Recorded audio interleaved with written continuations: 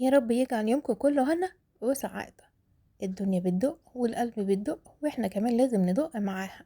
نبدأ يومنا ونبتدي لأن منعرفش ايه اللي هيحصل في آخر اليوم، فلازم نبدأ يومنا بكل حب وبكل سعادة علشان نبسط اللي حوالينا واحنا كمان نكون مرتاحين. واديني غيرت كمان السجاد اللي في المطبخ اكتر من مرة، لان انا بحب التغيير، وعلشان المطبخ عبارة عن امكانيات، والامكانيات بتاعتك ان شاء الله تكون حاجة قديمة بس المهم تكون نظيفة. اعملي فيها بكل حب، كل اللي العيال بتحبه، كل ده هيبقى اخر اليوم واخر النهار بتاعك كل حاجة حلوة حواليكي. ابسطيهم وانت كمان تكوني مبسوطة معاهم، وحاولي ان انت تعملي كل اللي انت عاوزاه حواليكي، تكون الحاجة اللي انت عاملاها مرتاحة لها. مش مهم غالية ولا رخيصة، المهم تكوني بس حباها وكوني راضية عنها علشان تقدري تنجزي وتعملي كل اللي العيال عايزينه منك، وتعملي كمان اللي انت عاوزة تعمليه لنفسك.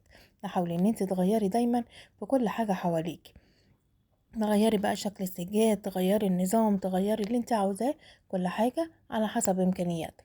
المهم ما تقليش زي ما قلنا على حد ابدا، وتكوني عاملة الحاجة وانت مبسوطة ومرتاحة، علشان هي دي الحياة. كل يوم بنجري فيها، وكل يوم لازم نعمل فيها انجاز عن اليوم اللي قبله. وربنا يديك الصحة طبعا ويديكي كل خير، هتلاقي البركة دايما في ايدك. وحاولي ان انت تعملي حاجة تكوني حباها في المطبخ، يعني حطي الراديو بتاعك او حطي الموبايل على الحاجة اللي انت بتحبيها، او حتى شاشة صغيرة ولا كرسي صغير وترابيزة، واقعدي وابدأي في المطبخ بتاعك. حتى لو المطبخ كان صغير يلا بسرعة ادخلي اعملي حاجتك فيه واطلعي منه، بس تكوني مروقاه وموضباه علشان لما تطلعي منه وتسيبيه وتيجي ترجعي له تكوني برضو مرتاحه له، علشان تبدأي من يوم جديد.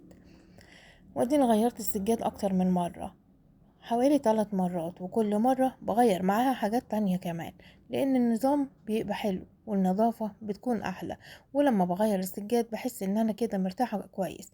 طبعا زي ما احنا قلنا كل واحدة على حسب الإمكانيات بتاعتها، ممكن تحطي مشاية صغيرة بالدنيا وما فيها، وممكن تحطي من أغلى حاجة زي ما انت عايزة بالظبط. شوفي انت بتعملي ايه في مطبخك، وشوفي انت عاوزة ايه، وكل حاجة تطلع من ايدك أحسن. بس حاولي تنبهي عليهم ان اللي يدخل المطبخ وياخد حاجة يا يرجعها مكانها يا يغسلها ويوضبها قبل ما هو يمشي، بحيث لما تيجي ترجعي تاني للمطبخ يكون كل حاجة بنظام. انا عارفة ان الموضوع متعب، بس هم اكيد هيسمعوا كلامك لانك تعبانة وشقيانة في المطبخ وعاملة لهم احلى لقمة من تحت ايدك، فاكيد لازم هم يحترموا اللي احنا بنعمله ليهم.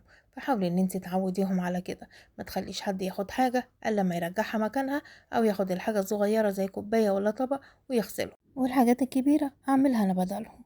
نعملها احنا بدلهم ماشي، بس حاولوا الحاجات الصغيرة يعملوها. كل واحد لما يعمل حاجته الدنيا تبقى احسن. وحاولي كمان ان انت تعلميهم من دلوقتي لو كانوا صغيرين، ولو كانوا كبار وخلاص كبروا حاولي برضو تعلميهم، لان مفيش حد هيقدر يشيلنا.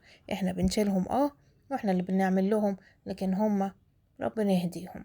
ويا رب يجعل يومك كله طيب وكله هنا وكله هنا وسعادة يا رب.